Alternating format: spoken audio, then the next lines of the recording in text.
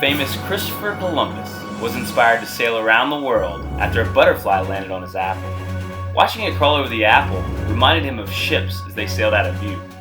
Whether true or not, Columbus became an explorer, a politician, and a conqueror. Columbus was born in 1451 in modern-day Italy and died in 1506. People of Columbus's time commonly accepted the idea of a round world, and a map like the Martellus map pictured here would have been commonly accepted. In the 1400s, European powers were looking for ways to get to Asia to trade valuable goods and spices. At the time of Columbus, most were using the land-based Silk Road or the extremely long journey around Africa.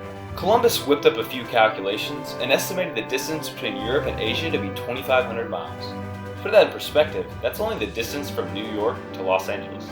Needless to say, had this been true, Columbus would have delivered goods faster than anyone.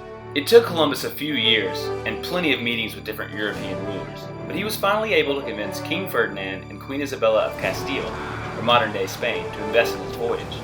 If you think about it, Columbus was basically the first entrepreneur in the Americas.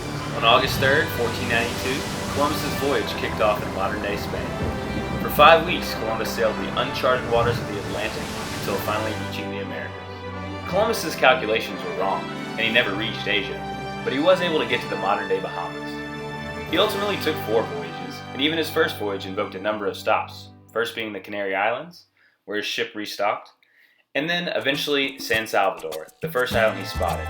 Historians are unsure of the exact island Columbus landed on first, but he did travel to most of the islands in the region. Upon the actual landing, Columbus was met by native populations. They were peaceful, especially after Columbus showed them his weapons advantage. He noted in one of his logbooks that, "I could conquer the whole of them with 50 men and govern them as I pleased."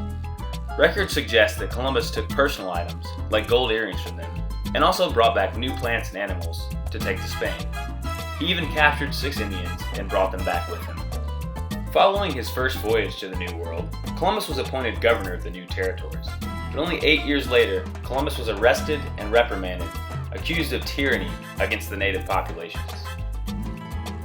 Though Columbus wasn't the first European to reach the Americas, with Leif Erikson and the Vikings beating him by about 300 years, it was his voyages that led to the Columbian Exchange. This brought things like turkeys, pineapples, tobacco, peanuts, corn, chocolate and vanilla, and tomatoes from the Americas to Europe and Africa, and sent oranges, sugar, grapes, livestock, bananas, and disease, like smallpox, from Europe and Africa to the Americas.